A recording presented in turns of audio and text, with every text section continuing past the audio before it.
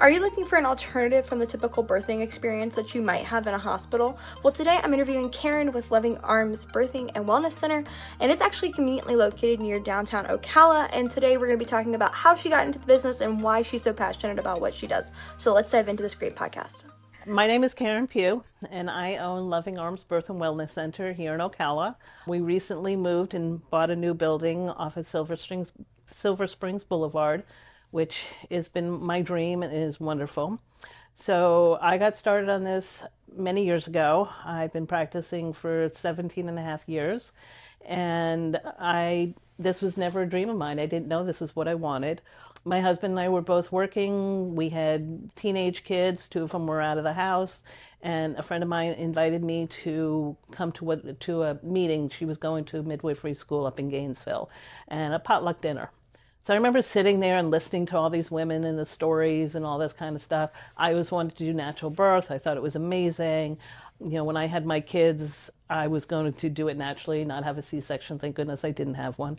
And so it's always been something in the back of my head, but not to be a midwife. So I went to this meeting and I was like, not for me. I'd have to go to school for 3 years. Not my cup of tea.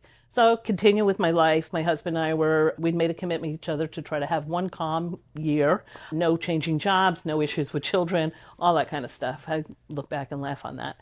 So God put on my heart that I should become a midwife. And I listened and I started the journey to become a midwife. Ironically, I started just about a year after we made that promise to each other.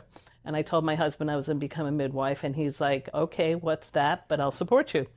And he's been amazing. He's an incredible midwife husband. I have to give kudos to him because he's had to put up with a lot.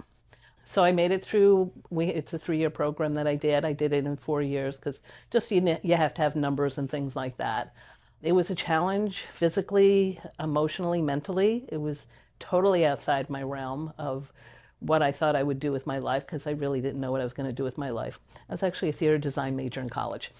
So obviously not something I was planning on doing. I started out my career in Gainesville doing home births, mostly VBACs at that time. And it was an incredible journey, helping women go through their pregnancy journeys, teaching them about staying healthy, learning from them, and then watching them bring their child into the world. And it is amazing to watch the strength of a woman giving birth. Every woman is different, every birth is different, but they're all incredibly strong, and what they can do is incredible. So whoever calls a woman the weaker sex has never watched a woman deliver a baby. And watching the families come together, watching the bonding that goes on, watching fathers be the first ones to touch their child's head is just incredible, especially when you have these very strong, stoic, dry sense of humor men. One I'm thinking about, he's like 6 foot something, very dry sense of humor, ex-Marine, very serious guy. And he would, no, I don't want to deliver my child. My wife can do that. I'll just hold her hand.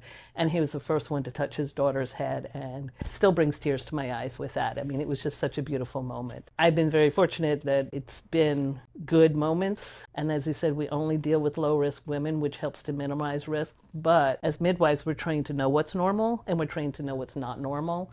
And with my clients, I am not going to take a chance with anybody. My goal is not to make sure they have an out-of-hospital birth. My goal is to make sure that they stay healthy, baby stays healthy, and everything turns out well, which it has, which is really, and it wasn't up to me. I mean, it was, as I said, God put this on my heart, and God has been with me the whole way, holding my hand. I have ranted, I have questioned, especially during school, like, what in the world am I doing here?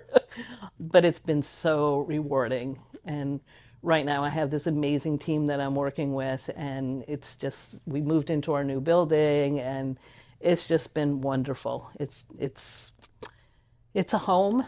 It's our home away from home. We still do home births, but we also do, obviously, mostly birth center births. But it's a privilege to work with these women. Well, that's really awesome. I think I'm happy to see that Marion County has some alternatives to give people, regardless of what their choice is when it comes to pregnancy. Now, I'm going to back up quite a bit because you gave me a whole lot of information to work with, which is wonderful. So what exactly did you do before? I know you said you went to school for theater, but that doesn't mean that's what you actually did. Oh, let's see. I did a lot of office work. I did real estate for a while. I did some decorating stuff. I did some multi-level marketing businesses. Stayed home with raised my kids. So just a variety of things. Okay. Yeah, I worked for my husband in his office for a while, just getting things organized. Crazy background. Crazy background. Nothing to do with midwifery. I was an EMT for a while. That was, Okay. again, another accident. A friend of mine was taking the class. She was a nurse, and we each had 2 kids. And she said, hey, you want to come to class with me? And I'm like, sure, why not? Started in the middle of January in New York State through a big snowstorm. Yeah, that was fun. We called the teachers, like, do we have to come? She's like, well, you're going to have to learn to go through this when you're an EMT. We're like, okay. So I was an EMT for a while. That was a lot of fun. I guess that kind of prepared you for what you have to deal with now in a way, I would think. I guess it did. You know, I got to save a life once, which was really cool. Luckily, I've only had to do that once. Yeah, that's true. Doing that more than once is definitely not Yeah. ideal. So I know you said you had a different location. So where were you guys at before? We were on 25th Avenue in Bonnie Heath. That was, I think, let's see, we moved in September of 2024. Okay. In October of 2023, they told us they're going to sell the building. So we spent a year trying to find a place, and the location we have now is it's a 3-bedroom, 2-bath house with a front porch and a fireplace and everything I would like my home to be. But in fact, my husband and I were over there doing some painting and stuff, and we're sitting on the porch like, this is just so nice. So we love it there. No, the location is really good, and it does feel very homey. Yeah. Well, it is. It was a home. Yeah, it was a home. Then it was a real estate office, so. Yeah, that's what it was. Yeah. Okay, that's funny. Yeah, no, it does feel very, very, very home-esque.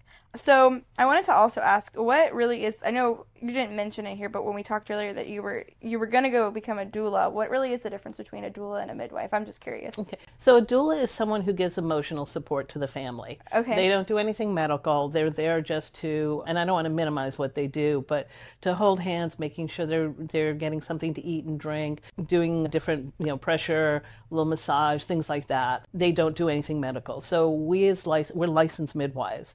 We are licensed by the state of Florida. We can do medical things we have a scope of practice. So we are all trained in CPR and neonatal resuscitation. We can give IVs, but we don't do a lot of medications. There's certain medications that we can use, but usually after the birth. So like Pitocin is something that in the hospital they use to start labor and augment labor. We can only use it afterwards if there's some bleeding issues and stuff. Okay, got it. So it's just like just a different sector. So they actually can like coexist like in the same space per se. Oh, absolutely. Absolutely. Doulas can be really, really helpful because we as midwives are there to help with the birth, make sure there's a safe space for mom. The doulas can be there from like the beginning of labor, giving mom that support before either the midwives get there or they come to the birth center or even go to the hospital. They work in hospitals also, just to make sure that everybody is on the same page kind of thing. Okay, got you. Now, do you attend every birth, or does your team help you with that now, or how's that all My work? team helps me with that. Yeah, Okay. I'm running the business. I've gotten older. Recovering from a birth is harder than it used to be. Yeah, I'm sure. Like you were talking about going for several hours, days without sleep. Yeah, that was as a student. Yeah. Yeah, I think my longest birth when I was in my practice was about 36 hours. It was, you get sleep in there, but it's not the same thing because you're always kind of on alert there.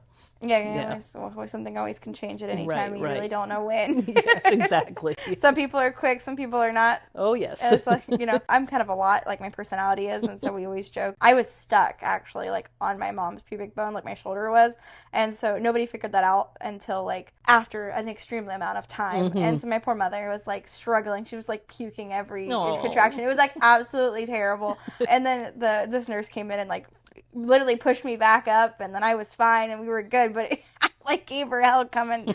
So I'm sure everybody is a little bit different, but like I said, some people come in with bringing hell with them, I guess you could say.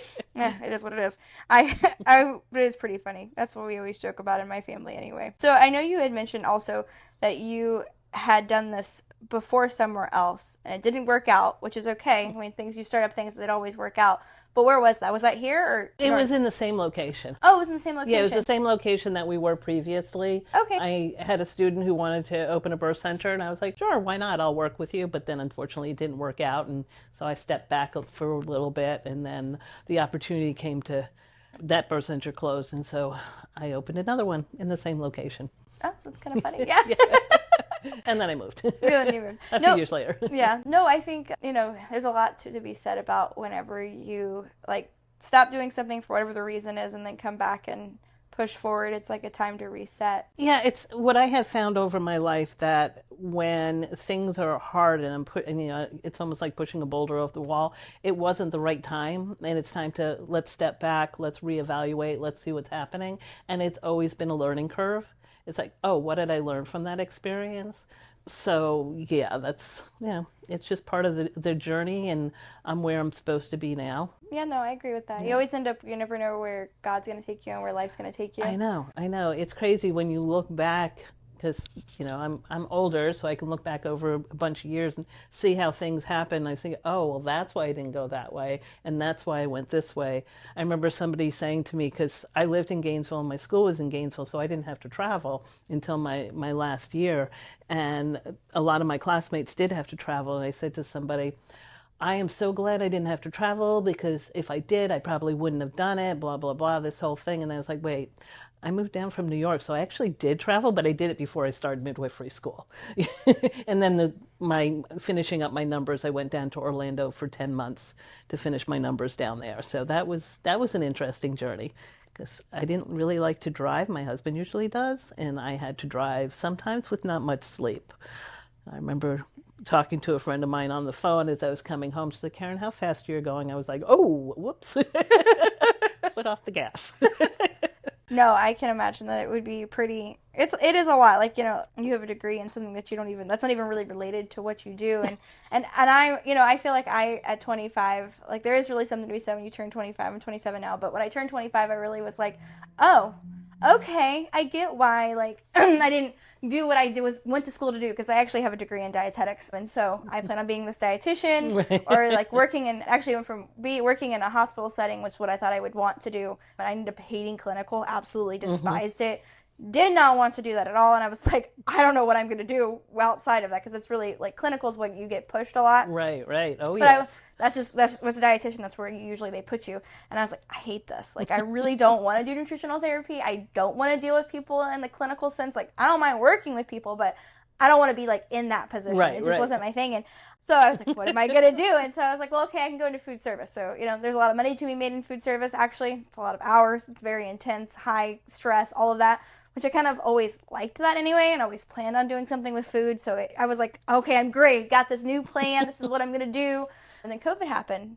And I said, I'm not going to clinical. I'm not going to go even row back to even thinking about doing that, because I'm not paying a bunch of money for an internship and then and it'd be virtual. That's become a whole issue. And I said, for the people that graduated during that time, and I said, I'm also not going to go work in these restaurants that are having issues staying open or whatever the case is. Like, I'm not going to get hired. That's right, not going to work either. Know, I can't imagine that. Yeah, so I was like, what do I do?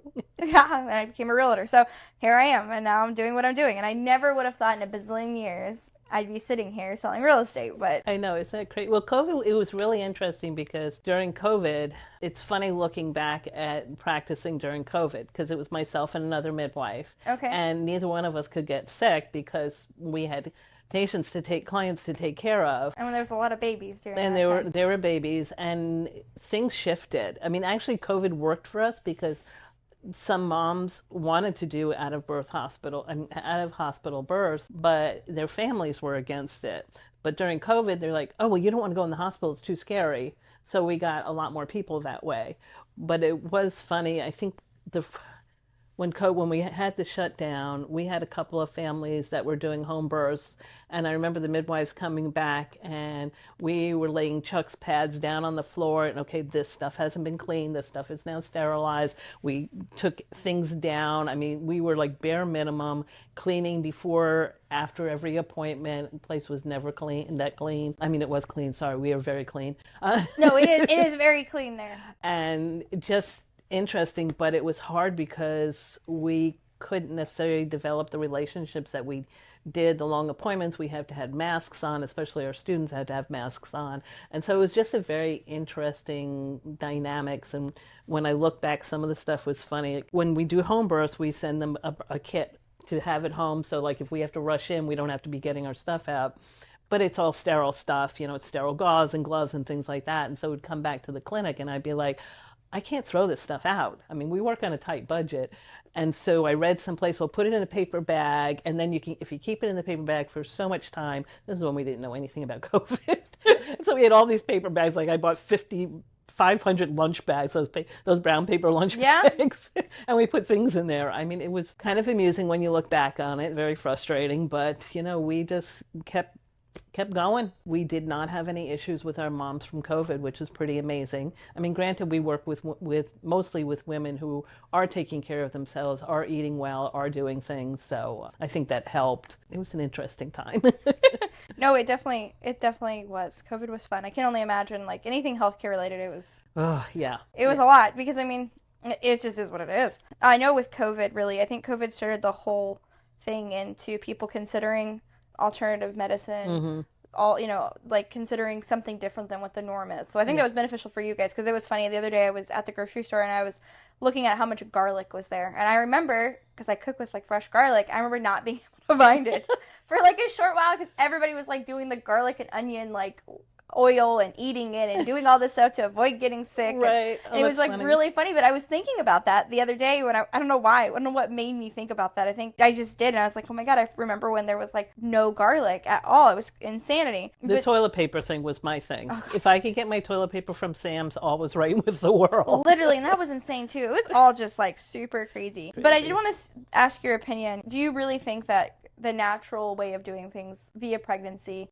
going through birth that way, do you think it's better? You think women really do have a better experience? Not even just experience, but experience in the way of like birth? Because I think, at least my age group, a lot of us are really scared of giving birth, because I think it is so clinical and we kind of lose like that magical aspect that you talk about. Yeah. So what's your thoughts on that? So one, women who are taking care of themselves, what we work with is more preventive than waiting until something happens and then giving a magic pill kind of stuff. So if a woman's blood pressure is starting to go up we're not sure why. Sometimes it's just a little bit stress, all that kind of thing. We try to work with natural remedies to bring that down. And as I said, the caveat is that we work with low-risk women, so we're not dealing with generally with the underlying issues that some other women are dealing with, unfortunately, with pregnancy. We work with the natural process, so we're not forcing things. We don't do Pitocin to get labor started, and I think that's where a lot of women's perception of labor comes from, because when you get Pitocin, it's really, really hard because those contractions are coming on. Your body doesn't have a chance to recover. Labor comes in waves. So generally in the OB world, don't want to upset any OBs, love them when we need them. When labor gets started and it stops, like, well, let's give you something to keep it going. We're like, rest, hydrate, and nourish. Go home, take it easy, sleep, rest, let your body pick up. So it comes and goes, which can be very frustrating when that happens for a couple of weeks or so. It's like, I want to have my baby. Why is my labor not starting and all that? But it's easier on the women. It's easier on their body because their body's like, okay, I can work this far, then I'm going to rest. I had a woman tell me she was on baby number 5 or 6, I can never remember, after baby 3, a little bit older. And she said, you know what, this is how God designed it.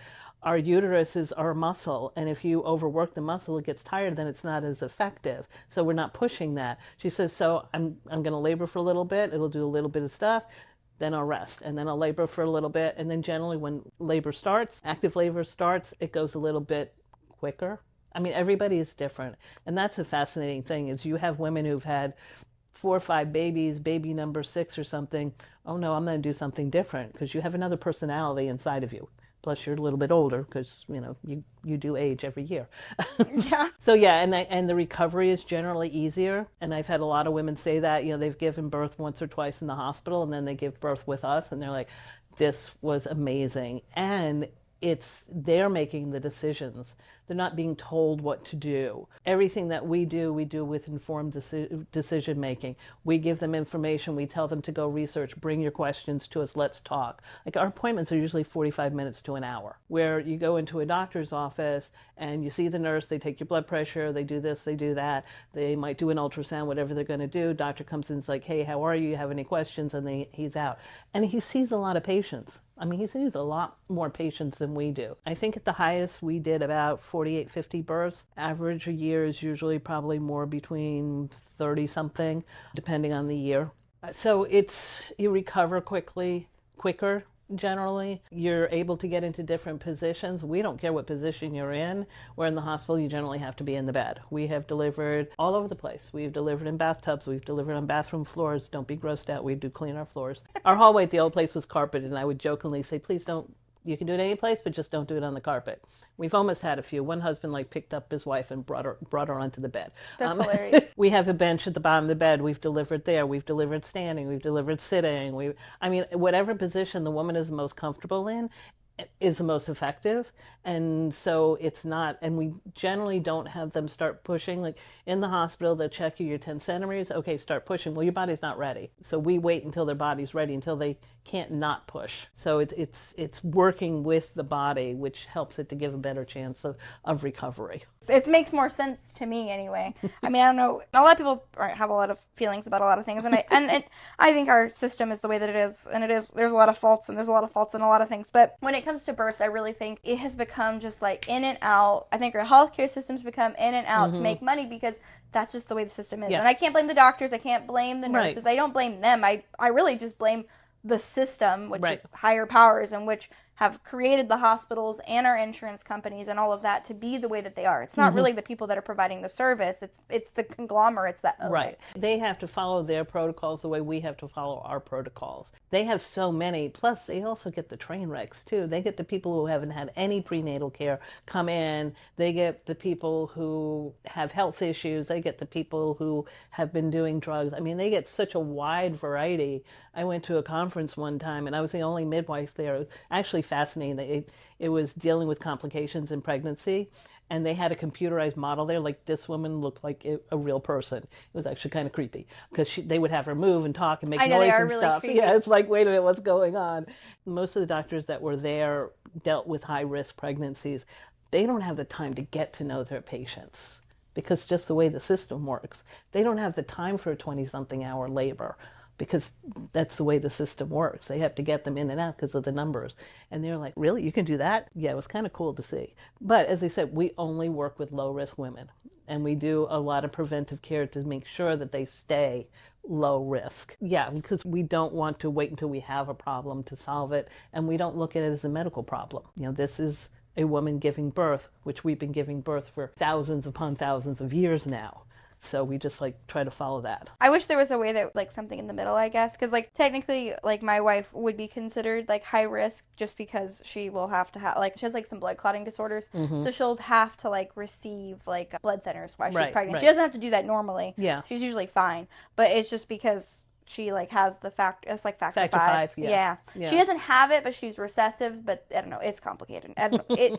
Whatever. I'm just whatever they say with that, I'm good with, because I don't know nothing about it. I mean, I know about it, but not in that way. But I think even for those people, if there was a way to have something in the middle, I think that would be better. I think that's where doulas come in. Okay. Because if you need to be at the hospital, there are things that you can do to make the labor a little bit easier, but it's something to talk about, and talking about with the doctors, what are our parameters that we can do here? Can I sit on the birthing ball? Can I get in the shower? What can I do? I know I have a medical issue, and that's what hospitals are for.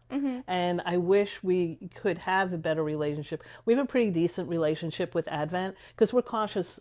I tell my clients, I'd rather send you in and be wrong than wait until I'm really right. Excuse my language, it's a shit show, and I don't want that for my clients. And we also, if we do have to transfer, because it happens, if I do have to transfer with moms, one of us goes with them and works with them and helps to give them as much of the birth as they want. And some moms, they just need to go in and get pain medications. They didn't really want out of hospital. That's one of the interesting things where we are right now, is that, oh, look, it's so glamorous having a birth out of the hospital. Isn't it amazing? And they don't understand you still have to go through some pain. It's a lot of work.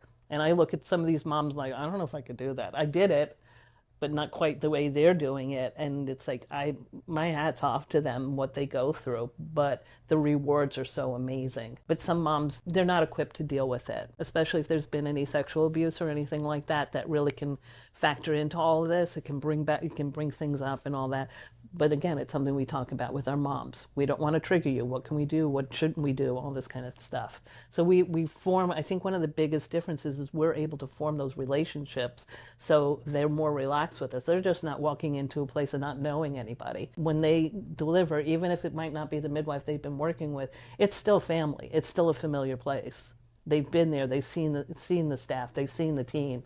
So they might not be able to choose which midwife they have, but they know them. And I think it's really important. I think so too. I think it's just, again, it's just like pushing it too quick. Unless you're like on your deathbed giving birth, like extreme conditions, like cords wrapped around the baby's throat. Like even that happens all the time. We unwrap them. I mean, if something like more severe, like right. Like internal bleeding, I don't know, something crazy happens that you guys aren't able to take care of for whatever reason. It's out of our scope. Out of your scope. I think even if they're high risk, as long as it's not like extremely high risk, there are some people out there that are on bed rest for the whole time, and it's like they're attached to some like part of the stomach, like the baby's attached in a weird way, and it's been a whole issue the whole time.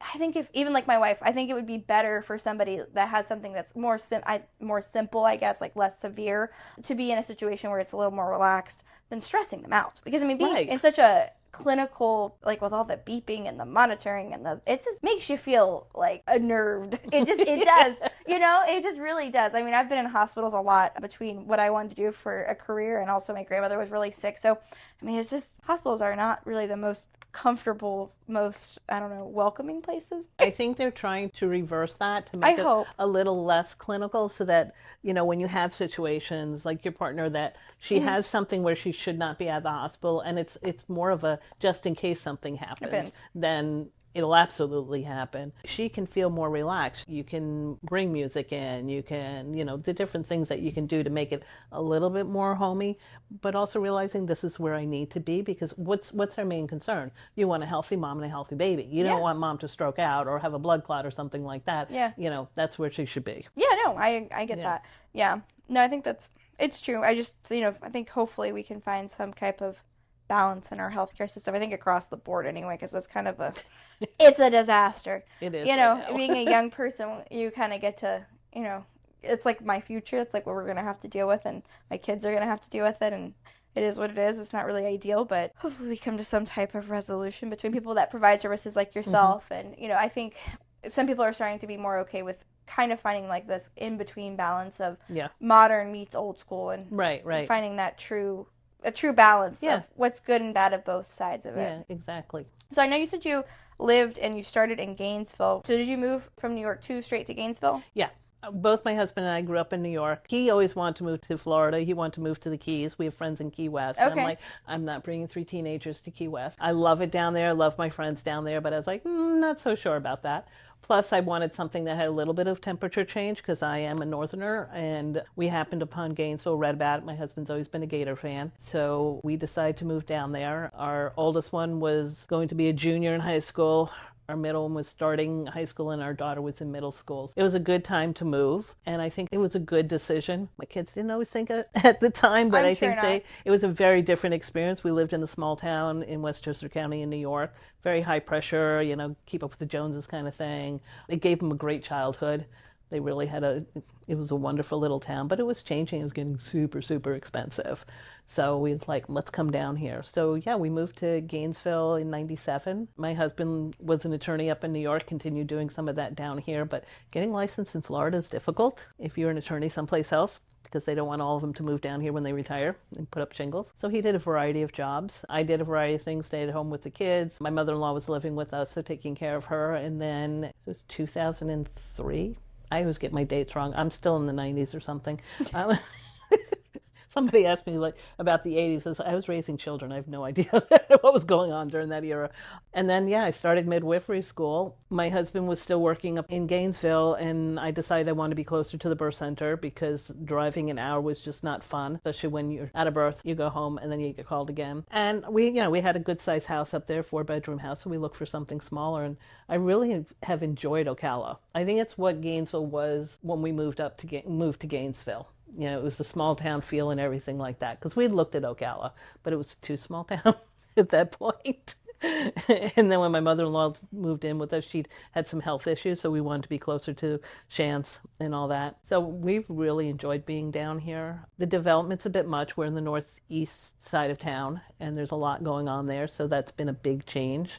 Like we had 97 acres behind us of woods, and now we have 97 acres of houses being built. It hasn't quite as bad as I thought it would be now that they're built, but the transition time was tough. There was a lot of smoke and trees falling down and hammering and all that kind of thing. But it's changed in a nice way. I hope it still keeps its small town feel. We're getting some really sweet little restaurants and things to do. It's developing. I think we probably have some catching up to do a little bit, in terms of roads. And I look at like 35th Avenue, like I don't know how they're just building more houses over there, like what the traffic is going to be like. They need some traffic lights. I hate to say it, but they might need some. And then the trains and all that kind of thing. So I know it is going to be very interesting to see how on that side of town, they have a lot of plans, but I'm not exactly sure how that's going to go. I think the main goal is if they are able to take the traffic and split it on each side to where we're not crisscrossing. Because really what happens is if you're on the northeast side of town, you've got to come to the northwest side of town to get on the interstate, to do whatever. So we're having like this like weird merging that's coming over here instead of like kind of keeping it over here and keeping it here. So you have so much traffic in the morning that is like having to go like putting all in one specific area to go to work or to do whatever. So I hope that, eventually Bellevue is supposed to have its own interchange on the interstate. So actually, I don't know. Do you know where Bellevue Santos Elementary School is? I think so. Okay, and where 92nd Loop, it dead ends, right? Mm-hmm. I actually saw them surveying for the other day. So it's coming. I don't know when, but I saw them surveying, so I was like, this is going to be changing. Yeah, because the lowest one out of Ocala is 200, and then the next one is all the way down. And 484. Yeah, 484, and that's a long stretch. I've had to drive down that to go to births and stuff, and it's like, oh my God, when's the next exit coming along?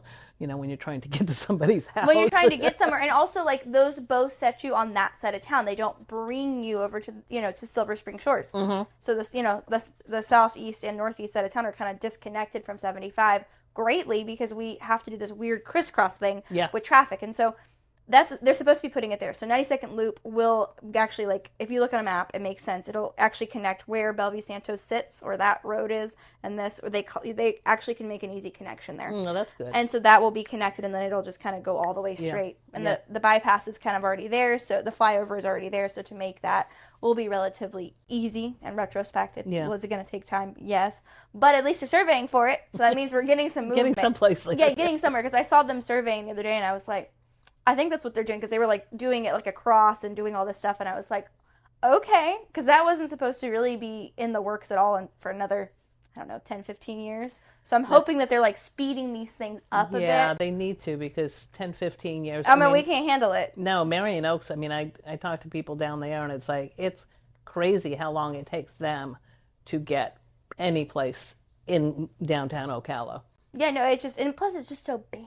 That's part of the problem, too. It's so big. And so I'm hoping, when they build some of the new, they're supposed to be building some other things. And then I guess the flyover in Marion Oaks has gotten more progress than I thought was going on. Because I was showing a house out there, and the owner said they've already, started building part of it. So they've already annexed the homes, they've cleared the homes, they're building the road. So, I guess I think it is going to be done in the time frame that they were estimating, which should be in the next, 5 years it should be completed, which makes sense to me. I think in 5 years, especially with the way the real estate market is slowing down a bit, I think that'll be fine. I think it'll work out good. But they've got to do something out there, because that's a disaster. That's what I tell people. I tell all my customers, I'm like, look, are you commuting to work, or do you work from home? Like, if you work from home, you probably won't ever really deal with that 5 o'clock craziness. But if not, Lord help us all. Right. It's too much. Even on the weekends or spring break, anytime 75 gets shut down, it just really affects us, and we are just having to to like deal with this I hell. so rarely go on 75. I'd use 441 mainly, if we're going up to Yeah. Gainesville, because we're Me too. right on. We take 326 up, and we take 36 up to 326, which now has traffic light, which shows how much traffic there is now. Yes, I know, it's crazy. But that's what I do too. I mean, I don't take 75. But that, again, on that side of town, like, but I mean, I don't even take the turnpike very often. I usually go the back way and catch the new interpass that they put in Mount Dora and take it and go. If I'm going to go to Orlando, because I don't want to deal with that side of town. It's just too much to deal with. Oh yeah, we go down because I've flown out of Sanford a couple of times, and so we go the back way through the forest, basically. Yeah, yeah.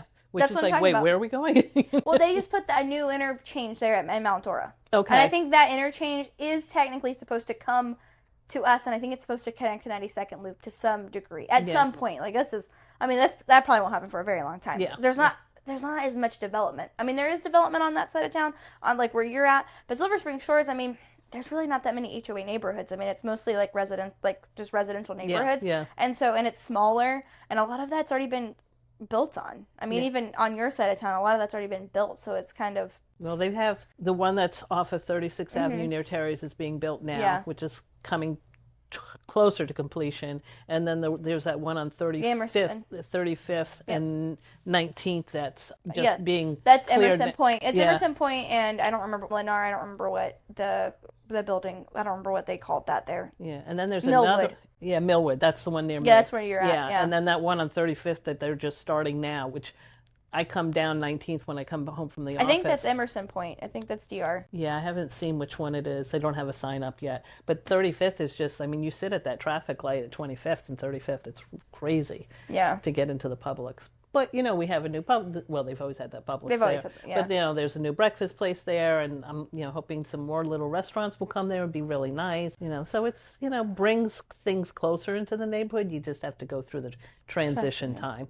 Yeah, we just have really feeling like those growing pains, unfortunately. Oh, yes. And people moving down here without jobs and saying, there's no jobs. And then they complain. It's like, well, try to get a job first. Have some money.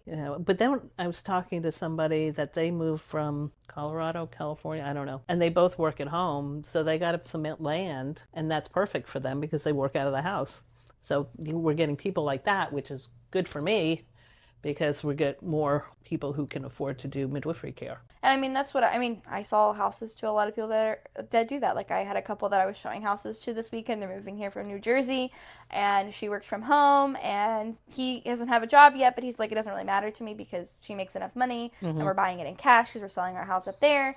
So we're good. No big deal. We'll be fine. He goes, I'll find a job somewhere. And he's like, it doesn't matter so much. Right. And so, I hope, that's the other thing too. I hope we have more small business places that are hiring more people or something, or have just more small businesses that are bringing, services here, which we've had a lot of really great people. Like I know Jen, you guys kind of work together. Oh yeah, I love that. Yeah. She's Dr. great, Jen. but she's not from here originally. Right, and she hasn't been here as long as you have been. She's been here, not very, very long time, but those kind of people bring services here to Marion County that just really weren't here, or just to give more options instead of it being the small town, good old boys kind of club. Well, that's what I've been seeing, is that you're getting a lot of more, I was thinking the name of the person that was Essential Women. You're people who are giving health services in a different way. Cindy and Holly over there. Yeah, that's fantastic. The problem, though, I'm seeing is that they don't take insurance, which a lot of these specialty places don't, which I totally get. And that's frustrating because the women who really need it can't always afford it. And so it's like trying to figure that out. I don't know what the answer to that one is because, we all need to make money to pay our bills and stuff. And yeah, it's really kind of hard. But you're getting those alternative medicine, I don't even know if it's necessarily called medicine, but choices. Just choices. Which is really good. I think there are a lot more choices in Ocala than people realize. I think that's true too. But unfortunately, some of those choices are not exactly inexpensive too. So it's like trying to get that balance there.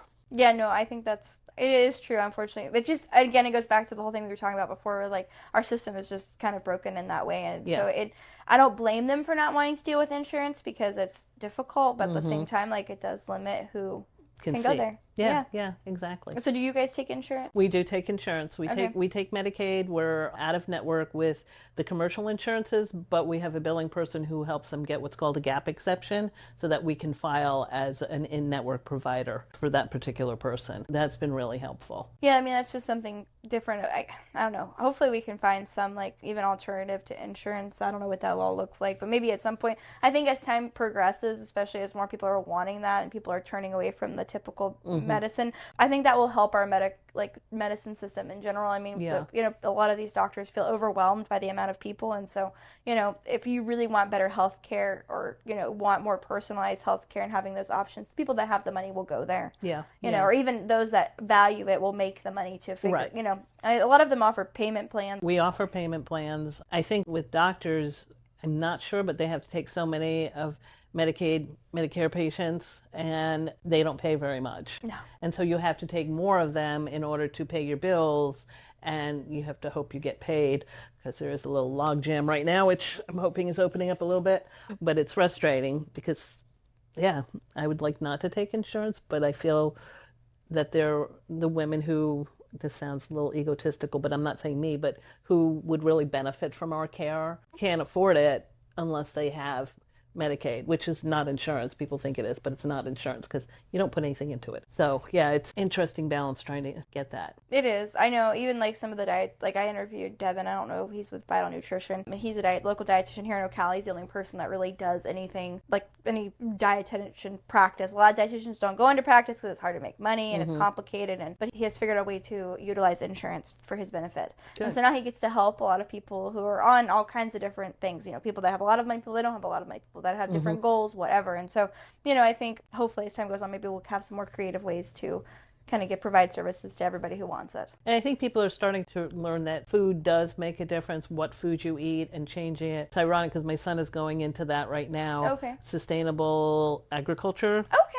Learning, going back to the small farms and more local and all that. That trend is picking up because people are realizing that the food we eat, it gets interesting. I do too much Facebook, but the memes on it. Oh, well, I used to eat this when I was a kid, but we don't even realize, and I didn't even think about it, that the ingredients that were in things when I was a child or young adult, because my mother didn't buy processed foods, is different from what it is now. And that's what's making the difference too. So so was I able to eat these things and be healthy? Yes, because it didn't have as much stuff in it, and now it has a lot of stuff. So if we can go back to that and be better with our foods, I think we'd be a lot better. And that's one of the things that we do try to do is we work with our moms. What are you eating? Like we had one mom who we thought she was starting to get preeclampsia, but we said, go do a diet recall for a week and write down every time you're feeling the way you feel. And she did. And we realized that it was a hamburger meat that was really upsetting her. So she stopped eating that and she felt fine. So where Dr. Jenner will give some kind of medicine, oh, well, let's do this, this, and this, where just simply taking that out of her diet made her feel so much better. So that's another thing that midwives do is we work with the nutritional aspect too. That's one of the first things when you come to us, you do a diet recall for a week. Let's see what you're eating. Okay, you need to improve this. You're not getting enough of this. Let's cut down on this. And so it helps. And water. Water is amazing. Most of our problems can be solved by drinking more water. So luckily people are starting to get that. They're doing better with it. But sometimes in pregnancy, mom's like, I can't drink it. Like, okay, let's find some alternatives. Yeah, I mean, it just comes into like eating more fruit or eating more things that have more water in them. Right. I mean, sometimes it really can be an easy replacement, but I think, I don't know, dietitians were always really, me picking that degree, like, we really get overlooked and undervalued for 100%. Like, people always, good Lord, it is what it is. But, I think dietitians really do play an important role, and I think people are starting to realize that there's a role there, and that, just talking to the nutritionist or just talking to even you guys, like, if you really have an issue, you need to go a step further. Right. And have somebody that like literally spent, like I can tell you, I've seen the wheel of how your body processes every vitamin, protein, lipid, fat a bazillion times. Like it is to the point where like I used to like dream about the chemistry this and that. I used to like when I would sleep, my wife would be like, "You literally were talking about like chemistry in your sleep," and I'm like, "Oh my God." I mean, like literally, it was horrible. Well, it wasn't horrible, but it was just part of the degree. Like the amount that you had to know to graduate with a bachelor's degree in dietetics was crazy. Like the stuff I had to know was nuts. And so, that amount of specialty in something that is so important to our bodies, what we eat, we knew about all the crap that was being put into food. I mean, honestly, I was a vegetarian, almost a vegan for a long time because I just couldn't deal with knowing what happened to the animals. Well, not even just that. It's just like, that it's okay that we feed them literal chicken feces with molasses to cows. And that, like, if you can't afford grass-fed beef, and if even if it's actually grass-fed or not, that's a whole other thing. But like you're eating Where is that. the grass? Yeah, exactly. Where is the grass coming from? Is it actually fresh? What's the story with that? But at the end of the day, like, if that's what we're feeding those cows and then we're eating that beef, no wonder she had issues with it. Right, exactly. You see what I'm saying? Like, absolutely. It comes down to, again, like what you were talking about, like, beef 20, 30 years ago probably didn't have that. They weren't doing that. If they were, it was on a smaller scale. It was more, better at least. Maybe corn and soy aren't the best, but at least it was actually corn and soy and not like chicken manure that we're giving them with molasses so they eat it. Like, that's horrible. It's disgusting. It's disgusting. You really don't want to know sometimes. I jokingly say sometimes I'd really like to be mainstream because it would be so much easier. No, I definitely agree with you, but like that. You're like constantly pushing against stuff. I know, and then we tell people to go on a carnivore diet, and I'm like, that's all fine and dandy if you can afford the cuts of meat and the level of meat that you need to be eating. But if you can, you're going and buying the beef that they're getting all fed all this crap. Like, it's not going to help you. Right. Like, no wonder your cholesterol's through the roof. No wonder they say meat's causing high cholesterol. Well, that would be why. Yeah, before we just ate, and now it's like, well, you're having this issue, and everybody's trying the different diets either to lose weight or to improve something, to bulk up, or I don't know. We've just lost the joy of eating in a way, but we also don't know where our food's coming from. I remember my daughter years ago, she became a vegetarian. Then she moved out to California and was getting organic meat. And she's like, oh my gosh, it is so different. The flavor, well, even eggs. Oh, heck yes. I mean, my husband and I were talking about that because of the cost of eggs. Luckily, it's only the two of us. But, the difference between getting the cheap eggs that you can afford and the more organic eggs, and it's like you can just see it in the color of the eggs and the flavor.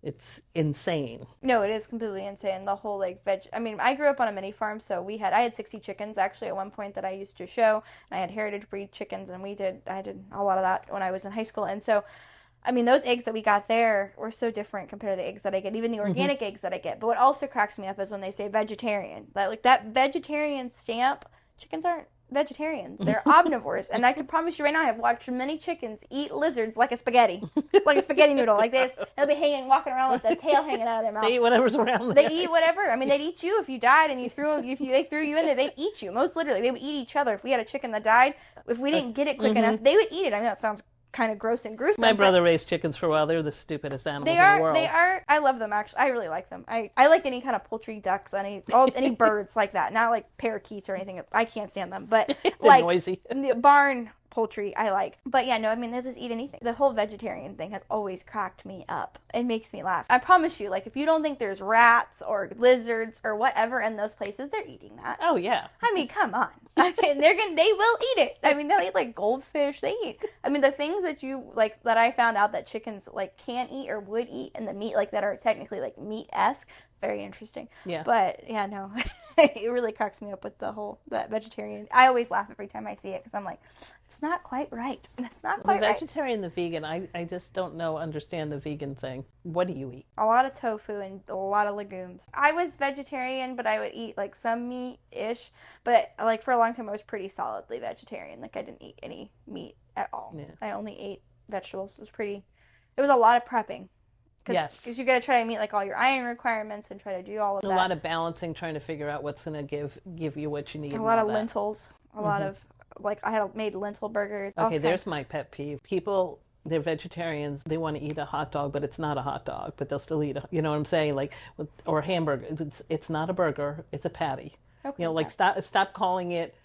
A friend of mine went to a vegan restaurant with her daughter, and they had chicken tenders, and her daughter is like, this isn't chicken tenders, but if they had called it what it was, she probably would have liked it, because you know how you get an idea of your head what something's going to taste like, and then when you taste it, it's not like that, you're like, oh, that's disgusting. And then... I think for that, I think it makes more sense if you're doing it because you don't want to hurt animals. I agree with you, but for me, I did it because I couldn't afford to buy better product of meat, so I did that as I'm not going to eat this because I know this. But just don't call it a burger. I guess not. I guess for me it didn't matter. matter. But I mean, I get it for people that are like, yeah, I'm never like eating meat ever again because it's terrible and it's so inhumane. I do agree with you on that. Why they call a hamburger related back to meat makes no sense. But if you're doing why it, do you like, make a hot dog? I mean, if you eat Yeah. a hot dog, it's got to be the disgusting thing that it is. I know. I mean, it's both of them are disgusting. I didn't really like vegan hot dogs or vegan whatever. They were not my favorite. I didn't eat a lot of that because the stuff's so processed. You might as well just be eating the terribleness of the other side of the spectrum. It's both terrible. So I made like everything from like by scratch. Like I made all kinds of stuff. Like I love to cook. So I was in a dietetics degree, so it worked together. It worked out fine. But now that I am not doing that and I live a very different life, definitely could never do that again. The amount of prep that you have to do is just ungodly. Well, you process vegetables so much quicker, and so you're hungry sooner. Unless you have to eat more, basically. Yeah, you know. to me, it just was ridiculous. And I was always so OCD about like what supplements and teas we were drinking and this and that because you're just like having to manage it all. It's just too complicated. So unless you really want to do it, it's not worth it to me anyway. It was what it was. Now my wife has alpha-gal. I don't know if you know what alpha-gal is. Mm-hmm. Alpha-gal, so she got bit by a tick, and so it's not Lyme's disease, but she's actually like allergic to like the protein that meat, like red mammalian meat has. Right. So anything that has like hooves, anything that can get bit by a tick, she can't eat it. Mm-hmm. And so because of that, we only eat like chicken and like poultry and seafood. That's all we can eat. Right. I can eat beef, but I don't because it's just too much to try to like do all of that. Yeah. So we just keep it that way. But outside of that, I mean, that's a lot easier to deal with than no meat at all. That's just a lot, Lord. But towards the end of my podcast, what I always ask is if somebody's looking to do what you do, what would you tell them? To become a midwife? Yeah, to become a midwife. You have to have a passion for it. It's not something you generally make a lot of money at. You need a good support system. As I said, my husband has been amazing. We had a Thanksgiving dinner where he ended up with my preceptor's family, and my preceptor and I were at a birth. He didn't know them at all. So you have to be flexible. You have to be compassionate with people that annoy you, which is hard sometimes. Yeah, there's a lot. And being realistic as to what you want to do with it and where you want to be with it. I think sometimes people have this, oh my God, I'm going to deliver babies. It's so much more. That used to annoy me. So how many babies have you delivered this week? I'm with them for 7 months before and 2 months afterwards. And there's just so much more. The delivery is like a blip in time. It's wonderful. It's amazing. But it's developing that relationship and working with this moms that there's so much more to it. Because sometimes moms have to transfer, so you're not there at the birth. So yeah, just having very realistic expectations of it and not the, oh, this is wonderful kind of thing. So that's why a lot of midwives don't make it past the first year of school because they get a dose of reality and it's like, oh yeah, this is not for me. Learning to be without sleep, learning to be away from your family. I think midwives now, the students are trying to set more boundaries, but I think it's also gone from one extreme to the other. You know, when I was a student, you were there 365 days a week, 24 hours, 24/7, depending on your preceptor and all that. You know, I had a pretty decent one who I could get if I had to do something with my kids or whatever, I had time off. Now they're getting a little bit more rigid and I need a day off for mental day. I'm like, okay, but we have somebody who's going to be in labor, you know, so it's kind of trying to get that pendulum to be more in the middle. So you have a little bit of both and boundaries and all that. So yeah. Just talk to someone who's been doing it for a while, listening to the older people who have been doing it, see the changes, being realistic about what it is. It's a lot more than just being there to help a mom catch a baby. Whole lot more. I definitely think that's true. I think the same thing goes for like real estate. I know you've been in real estate. It's more to it than just selling and opening a door. I know people make it out to be that way, and unfortunately some agents do just do that. But if you're a good agent, then you're doing way more than just opening the door. There's all that stuff that goes behind the scenes. Yeah. Getting the calls 24/7. Like, really? I can't show you a house this weekend. Or 20 million houses and you're just house shopping. You're not house shopping. You're house, I don't know what the word. Looking. House looking, yeah. Yeah, you're just taking up my time. Yeah, and then you never get paid for it. Right, yeah. They think I remember, because Westchester County is like one of the richest counties in the country. And the real estate office I was working with, there was levels, and so you couldn't go look at the $1 million houses, which are now $2, $3, $5 million houses. You couldn't sell those. You had to sell the lower end. And oh, you make so much money. I'm like, now let me break it down for you. Yes. Let me tell you what I really make. zero. Yeah, no, I mean, it's definitely not glamorous, but a lot of people got into it. I think the same way that like there was a big trend for midwifery and doula, and all that, like that whole little industry. And then I think people got like a reality check of like it's not glamorous, it's not perfect, and it's definitely it's a lot of work. I think anytime you go into something that is somewhat like entrepreneurial, whether you work for somebody, like, you know, like you employ other people, but you still kind of are making your own business because those are your clients, those are the people that you're treating, they get to know you, and they refer you to other people, even if you're working for a company. So it is like kind of your own business to a degree. I think there's just like a level of reality that you kind of control it to some degree. Like if you want to work a lot, you can work a lot. If you don't, you don't have to, but you're probably not going to make a lot of money. Yeah, and the other thing they need to realize, it is a business. Yeah. And I think sometimes there's a lack in the training with that because they don't talk about the business aspect, but if you don't know the business aspect of it, you're not going to succeed. You know, I worked for a licensed clinical social worker. I did all of his medical billing. I did all that stuff. So I had a leg up to when I came into my own business, that I kind of knew what the codes meant and what deductibles meant and all this kind of stuff. And, you know, plus when my kids were young, we used to have to file our claims. So I've had some, you know, I had some experience with that coming into my business, knowing what questions to ask and stuff. Where other people, I mean, a lot of the midwives now are not taking insurance, so they don't have to deal with that. But you still have to, I have to pay taxes on this money. I have to do this. I have to do that. I have to get my license. I have to get my CEUs. You know, there's a whole lot of that goes into all this that people don't always realize. Well, I think our school system in general, like whether you go to college, don't go to college, whatever the case is, I think does a really bad job of prepping those people that decide they want to go into entrepreneurship to whatever level that looks like. Because, I mean, if you don't know, you don't know. Yeah. You know, I was very fortunate that I grew up in a small business family. My dad owned a small business the majority of my life. And then my mom went into real estate when I was in high school. So between the two of them, I pretty much got to see, like, I know what a trust is. I know what an LLC is, the difference between that and a corporate S Corp and a C Corp and all of that, like, rhetoric that most people are like, what are you talking about? Right. Like, what even is that? And I'm like, I know a lot, at least a decent amount about it, just because I had been around it so much. So I'm very fortunate. But a lot of people that are in real estate, I'm sure in midwives too, you mentioned that kind of stuff and they're like, what? Huh?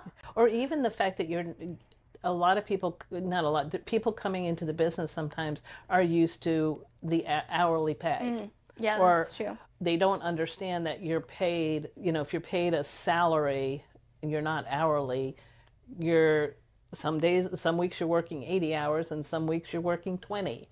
Yeah. But it balances out. And that's one of the things that I've seen too.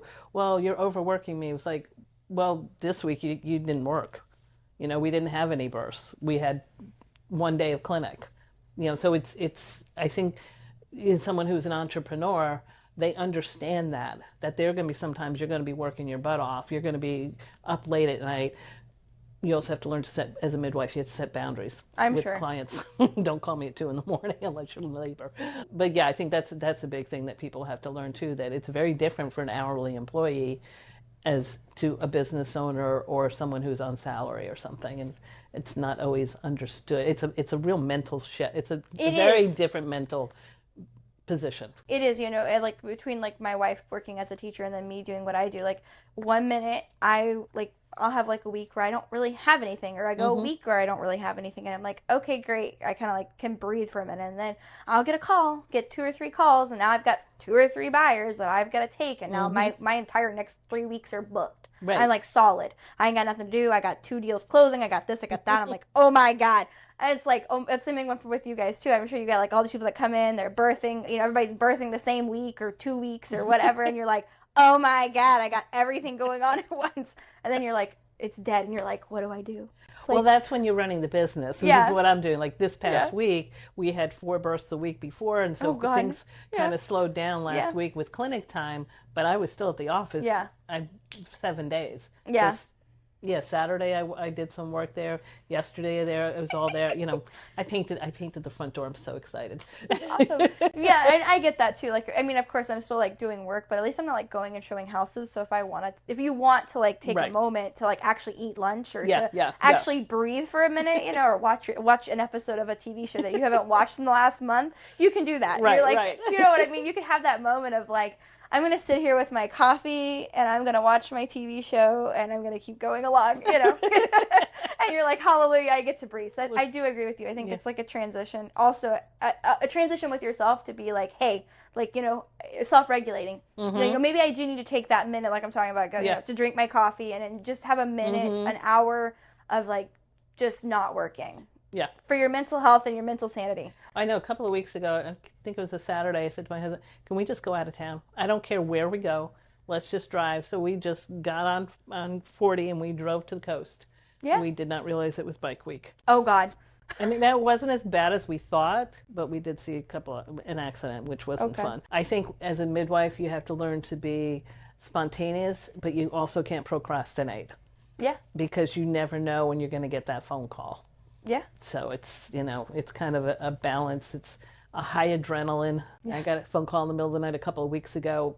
It was, I don't even know who it was. It wasn't one of mine because I normally don't, because I'm not on call. My team is. And so I woke up, it was like, it's like, don't take my blood pressure right now. I was like, okay, calm down. It's like, this is why I have removed myself a little bit from that. Yeah. I'm sticking more towards the daytime stuff. I can't blame you. Well, it has been a pleasure, Karen, getting to hear all of your experience. And so I appreciate you coming on. You guys have anything exciting coming up that you want to share before we close out? We are going to, we were talking about it. It's just trying to lock down all of us doing it. We're going to be doing like once a month a breastfeeding workshop for moms. We're looking at ways to get more out into the community. This past year has just been about finding a place and moving and getting organized and all that kind of thing. So I think we've been able to take a little bit of break. So this has been great. We're doing the Citrus County baby bump something. They used to call it World's Greatest Baby Shower, but they changed the name, so we're doing that next month. Okay. Yes, April. This year's been weird. So yeah, we're doing that. Just want to get more out into the community and how we can service the community. We've got our moms group every Friday morning, which is, you know, we just come and chill and hang out and babies play around and we just support each other kind of thing. So just looking at ways to help out in the community more. Well, that's super exciting. Well, I'm excited to see how your business grows. Yeah, and me too. Yeah.